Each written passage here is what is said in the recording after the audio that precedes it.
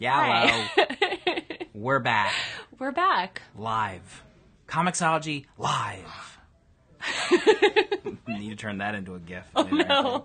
So, yes. I'm scrolling through YouTube last night, going on my nightly watch Russian rhythmic gymnastics and, compulsory routines from the 80s, like you do. Sure. And then all of a sudden I see all of these videos of me, because apparently someone uploaded all of our interviews from San Diego Comic-Con onto YouTube on our comiXology channel, which is pretty cool. Someone. Meaning me. So, if you want to just, endlessly watch everyone be adorable. Your interview skills with a Z. If you want to watch Babs Tarr be adorable and Marguerite Bennett make Cthulhu fingers and Kelly Fitzpatrick be amazing and colorful and Jock be just basically a delight. A total delight. A delight. Then, hey. Chris, you're banned, Chris. I mean, how long? That was 1 minute, 6 seconds to the first ban. Listen, Foggy is great. I don't know what button it is on this keyboard, Chris, but I will ban it. Hey, from New York. Oh, Eric had a question last week that we didn't get to. Oh. I saw it in the comments. Eric, if you want to ask it again. Don't you remember what it is? I don't. Wow. Sorry, Eric. But anyway, this is comiXology live from our New York studios, where we talk about books that came out this week, print and digital, on Amazon. Get it wherever. Just all the books. It's National Book Day, isn't it? Is it? I'm sure that we'll let people in France participate in Book Day. All those national days always seem like a scam. Every day is a national something Yesterday day. was International Cat Day. We had a manga sale for actually it's still going on. So Cheese Sweet Home and all of those really awesome cat manga, they're on sale right now. Just FYI. There was The only day that's not a scam is National Hot Dog Day. Oh my god. You go to 7-Eleven, get yourself a day old. Oh my god. What are you, a Megan Mogg strip right now? That's my life. Do you remember that one where she gets the day old and then she drops it on the ground and she just eats it anyway and it doesn't go well for her? That makes it better. I mean, you get a hot dog that's been marinating in its own juices for a week. You guys. On that little turner. You guys. We should talk First about of all, comics. Do any of you know how to trim bangs? This is a serious problem. You're a mess right now. I'm such a mess. Okay. Oh, Eric, I wanted to know your recommendations for Kirby 101 and what you think of Netflix buying Miller World. I have thoughts. Uh-oh. I can show them to you both. Oh, good. So. Good. Lou. And I'm just going to caveat this by saying, I just shook the box that the laptop's on. Matt's going to kill me. My shanty town set up in here. I am not typically a huge Silver Age fan. I know. Right. I know. I'll show myself out in a minute. But I really love Jack Kirby's run on Fantastic Four, starting around, Galactus, what's that, issue 44 or something like that. But there's also, Doctor Doom's origin story and Namor, kidnaps Sue Storm and, all kinds of great stuff going on in there. And there's some just really beautiful, space scenes and Silver Surfer, surfing around and... Yes, and Christopher Summers with, dropping truth bombs such as Dr. APHRA is awesome. She is. Why pay when you can slay? Is that on a shirt yet? I know. The one thing I was going to say is that we do have that Jack Kirby sale from DC. Oh, yeah, we do. And honestly, all the first issues of those runs, the New Gods. But there's no Fantastic Four in that one. No, it's a DC only, I believe. And Mr. Miracle, which is hot today. It's so glossy I can't even get it to show on this light. But you know what's on the back that is equally as important? Can you help me? The Colonel. There's hair stuck on my lipstick. Help Good me. Lord. Help me. Help You're like a me. zombie. Help me. Get the random hairs. You guys are off getting of her. the sort of inside peek at how we are without the camera on. I'm just can you check my teeth? Is there lipstick? Okay. I don't see any strands of rando hair. We're good. Mr. Miracle, Mr. Miracle, you can get some Jack Kirby books on sale for 99 cents. I admittedly am not also a Silver Age fan. Are we both fired? That's why I didn't tell you to get out, because I would probably have to say the same thing for myself. We're both fired. But maybe someone watching this comiXology live can recommend some books for our dear friend Eric. That's what we're Look, here you got for. a lot of Fantastic Four to work through with that run. So I say Commandy? Is it Commandy or Commandy? Did you get that hair out of your mouth No, yet? it's driving me crazy. My word. I'm gonna like. All right, let's move on. Speaking of Mr. Miracle, number one. That's gonna be a My God. Number one from DC Comics, put together by the storytellers of the year, you could say. Tom King and Mitch Gerads. Isn't Gerads the one who gave us Batcat? I don't know. Sexy Times on the Diamond. Oh, yeah, when cat. Yes, I didn't understand what you were talking about. I thought you were talking about like a random cat wearing a Batman costume. Well, my cat wears a bat costume. Where they did make love on the rooftops in Gotham. I can say make love on Facebook, Okay. I think. Okay. So anywho, Mr. Miracle, I've seen him periodically in like DC Comics. He wears a really goofy costume. Yeah, I was gonna say it looks like Dr. Doom is trying to disguise himself as Iron Man, and nobody's buying it. Oh, he's a bit of a hunk. He looks like John Hamm. John Hamm as Mr. Miracle. Oh yeah. I mean, you want to get some hits on a casting call article? Just say John Hamm as everybody. That's what everyone does. I was right. Jeez Louise, Oh that is a red hair. I don't know whose hair that is. No, it's from the lipstick. So Mr. Miracle, this is a very modern take on Mr. Miracle. He's a guy he's like an escape artist, and he gets bored with all of these escapes. He tries to escape from something he's never done before, death. But it's told and done in a gorgeous way. I thought he was doing something different here. Oh no, we can't show what that double page spread. Yeah. On camera. Sexy. So Mr. Miracle has he tries to essentially, it's not a spoiler. He tries to kill himself to see if he can survive, but something seems amiss when he comes back. It's told in like a lot of 9-panel grids, the entire page. I saw someone online say there was 154 panels in this issue. Has someone checked on Mitch Gerads? Is he like still around? Is he okay? But Mitch also does some really cool things with like TV interviews where he kind of makes it look like a VHS that's like skipping. You know, you have to adjust the tracking. Great first issue. Cool. What else we got? All right, well, since someone already brought it up, it wasn't me. Here's Dr. APHRA this week, number 11. So you may recall she has this crystal, and inside the crystal is the consciousness of this ancient Jedi. She is currently auctioning him off to the highest bidder because... Scum. Hey. That's my wife you're talking about. Okay, so meanwhile, the murder bots are like up to some mischievousness, and things, let's just say, go a little sideways for her in this one thanks to their shenanigans. Really? And there's a super scary thing that happens at the end. Oh, boy. Yeah. How often does that happen? Does that happen like every 3 issues in a Star Wars book? Like when you're Dr. APHRA, He's probably. here! When you're Dr. APHRA, probably, yeah. Yeah. Well, they're old flames. Right? Wow. Those two? You know what I mean? Wink. In any case, I think this is the end of an arc. I could be wrong. Old flames. Someone will tell me. But this book is super fun. Why pay when you can slay? I did have one question though. Star Wars nerds who are watching, weigh in. So the ancient Jedi consciousness seems like very aggressive and violent and kind of mean. I feel like that's like not the Jedi way. Well, he's been buried in a rock or whatever for how many centuries? Maybe, I'd be pissed. Maybe older Jedi or like from a grouchier era. I don't know. Remember when Luke stumbled upon Yoda and he was like all weird and grumpy? Yeah. No? Yeah. Okay. Fair. So Dr. APHRA still on Tia's picks list. Picks list. Picks list. Say that 10 times fast. With an X. What do you have? This is one everyone's been waiting for. I think I just saw a patented Tia eye roll. WWE SummerSlam 2017 special. Wow, they get like everyone in comics to participate? There's a lot of people working on this book. If I can focus in on there. Price tag's a little steep on this issue, admittedly. You know, I'm here for you. I'm gonna tell you it's a little steep. But is it worth it? It has a lot of great stories. I personally think it's worth it. There's a dearth of good WWE comics out there in this day and age. There's the regular one that's okay. And then you need more. You need more from these creative, talented people. Box Brown, who did that Andre the Giant special, does a story in here with Dusty and The Macho King. Also, I mean, there's a Rob Guillory from Chew. Mm-hmm. Does his New Day story.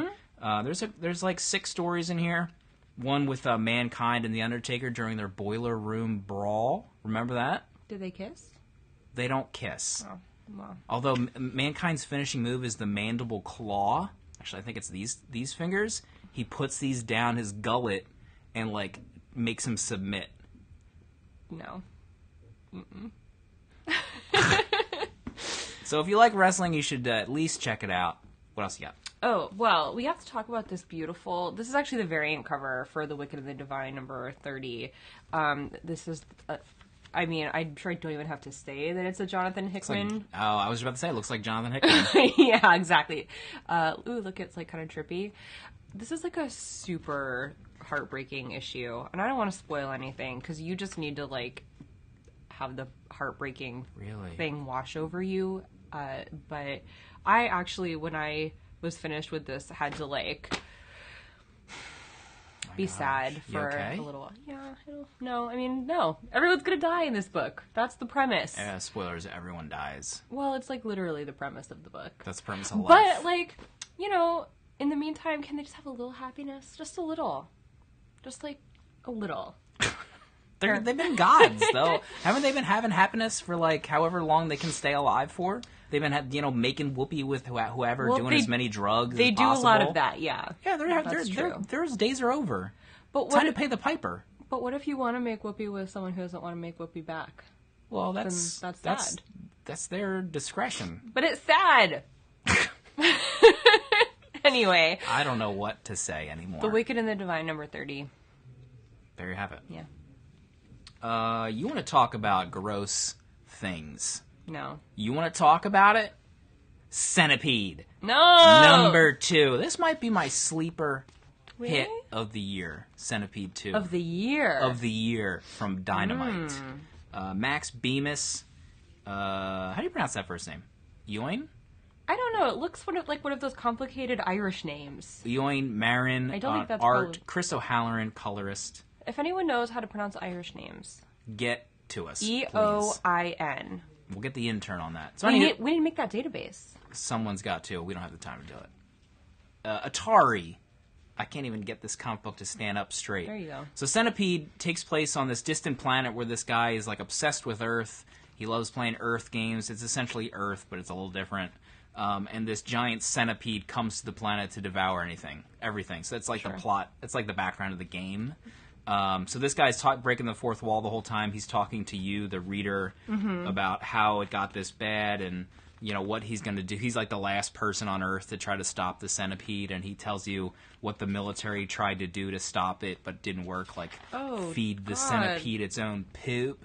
That didn't work. Build up steel walls and ended up eating the steel walls. This is honestly my worst nightmare. I mean, look at this. He pokes the eye of the centipede. He's riding a flying centipede and pokes it in the eye.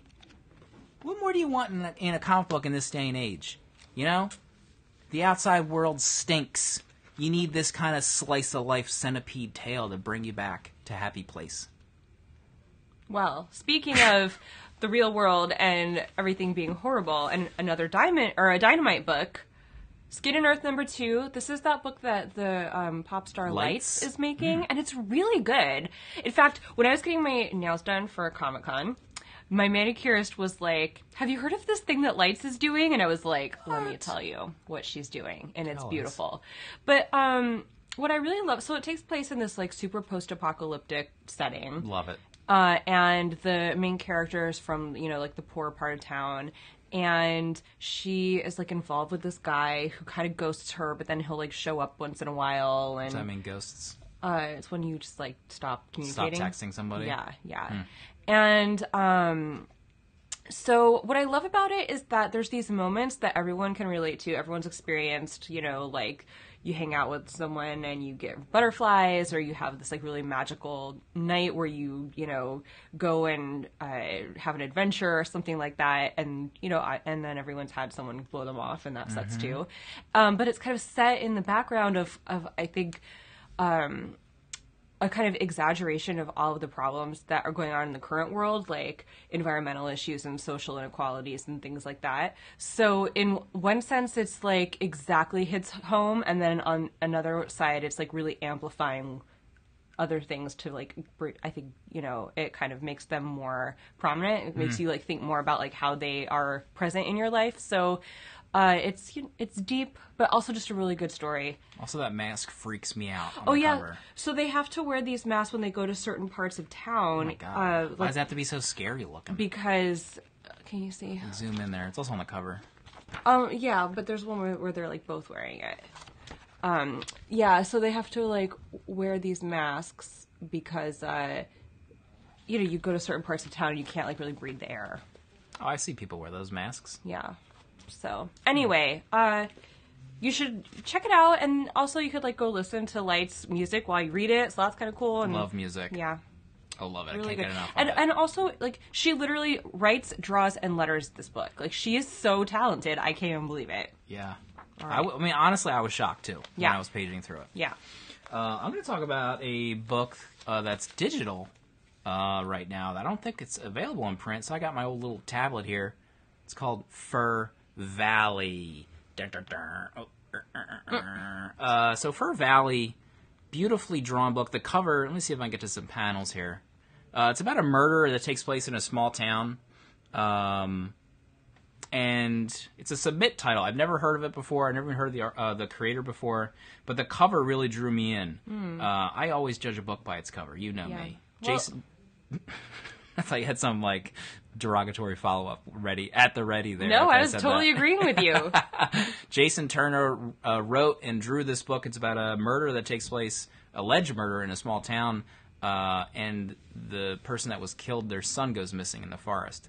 So it's a very kind of slow-paced, which I love, where you're introduced to everyone in the town. It's not like a big murder mystery. It's just that it happens. There's a young boy missing, and you're involved in everyone's story in the town, and you get to learn who the characters are, what their problems are, and then eventually you start to see how they're related to the potentially the character that was killed.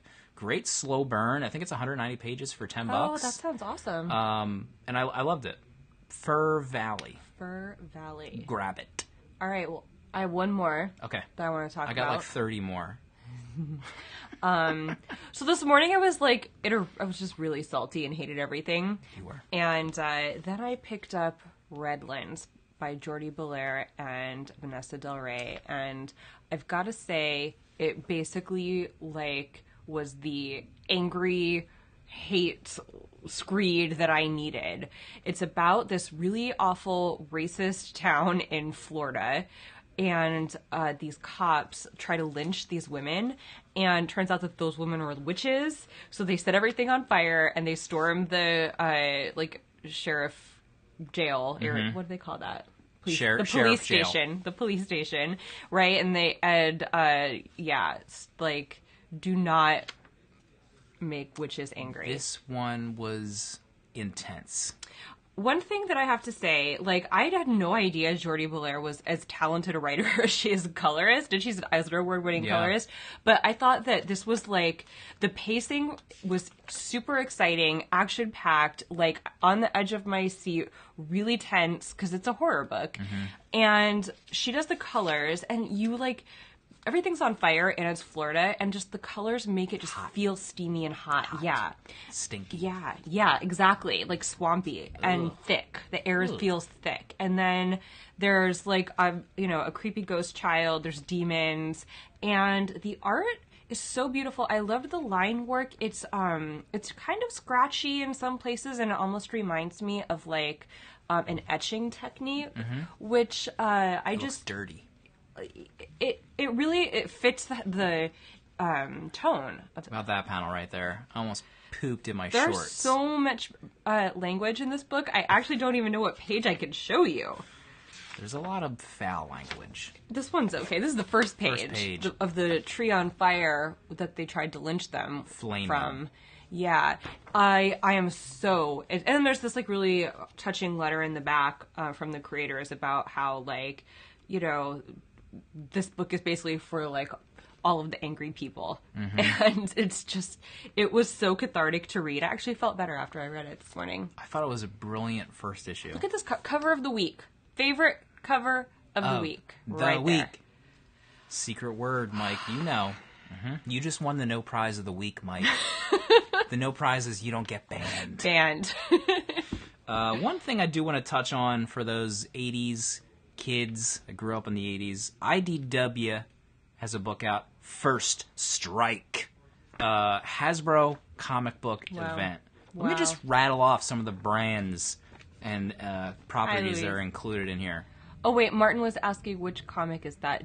The one that I was just talking about, or this one? Oh, this is Redlands. Jordi Belair and Vanessa Del Rey. Redlands. G.I. Joe, Mask, ROM, Micronauts, and the Transformers all in one massive event book. Wow. You know, people are losing their minds about what I just said on the internet. I might have just cracked things in half. Wow. So if you enjoy any of those properties as a kid or as an adult, I know tons of people still collect that stuff. Yeah. Myself included. Definitely pick up First Strike from IDW. Did we have thoughts on Millar World? Oh, yeah, we forgot to answer that. Yeah. I actually, what is what's the one that he did that's like the Flash Gordon homage? Star something. I know, but it was amazing, and it's so amazing I can't even remember the title. But Mark Mark M, however you want to pronounce his last name, seems like a pretty big win for him. No, I know. Seems like a pretty big win for Netflix. This is amazing. But I don't know if Jupiter's Legacy. Yeah. Amazing book. Make it happen. I don't know where that is tied up, like Starlight. I think it's Starlight. Yeah. Starlight's already being made into a movie, so I don't think that's like coming to Netflix. I have a feeling this will be new stuff that he comes up with. Will be like Netflix firsts. Yeah, definitely. Because I think that it'll be like when Marvel started making their own movies, but obviously other, properties, other Marvel properties that have already been made by other film studios, so they, just kind of skirted around those. And I don't think all the Millar stuff is like interconnected necessarily in a way that would make it complicated, like the way Marvel had to dance around like Spider-Man for a while. He just comes up with a lot of great pitches for books that also would be great movies. Yeah. He's done that forever. I mean, the first Avengers movie took a bunch from the Ultimates, which is like, at the time, I haven't read it in a few years, but it was like one of my favorite superhero books ever. I mean, he drew like Robert Downey Jr., not him, Brian Hitt drew Robert Downey Jr. as Iron Man. Samuel L. Jackson famously was Nick Fury in that book. Yeah. So he was ahead of the curve in a lot of things. Yeah, I'm really excited about it. What else did I want to talk about right quick? I think I got... Oh, yeah, here it is. I stole this from Kiwi. Oh, I'm surprised that she let you have it. It was a lot of work to claw Stargate Atlantis. I had no idea he was in that. Neither did I. I was going to ask you about that. Yeah, no. I didn't know he was in anything before Justice League, this guy. He just appeared out of nowhere. He just appeared. Shirtless. He was in Game of Thrones. Oh, that's right. He was in the beginning. That's like the few episodes I've seen. Look at this. Look at that hair. He's a handsome man. What is going on here? He's a very handsome man. Can you get this kind of hair? Can you go as Jason Momoa as Aquaman cosplay? I mean, Gender bent. Yeah, I don't... Gender swapped. I don't think I could pull that off. No? I don't think I could. He looks angry constantly, Jason Momoa. He looks very... Sexy angry. Yeah. Didn't he, like, walk by our booth at San Diego and you and Kiwi just, like, collapsed? That was Chris Hemsworth. Oh. That was Chris Hemsworth. You guys need water. Also Mike Coulter. Mike Coulter. Oh, Luke Cage. Luke Cage, yeah. I actually think that Jason Momoa is like fairly sweet and goofy and smiley in person. Really? I've seen him in like GIFs. Yeah, like, he's doing funny. Fun stuff, He's funny. Like Jason Momoa, being funny. Being funny. Yeah. That kind of thing. Mm-hmm. Ooh, maybe they can cast him in a Millar thing. Maybe. What could he be? Maybe. But we'll have a link to all the books released today on comiXology in the description below. But I guess, I don't know, you have anything else to share with us? Gonna get your bangs cut next week? Oh my god, right? Like, you guys help. Or should I just grow them out? I don't know. Or should I shave my head like Imperator Furiosa? I think you should shave it. Yeah.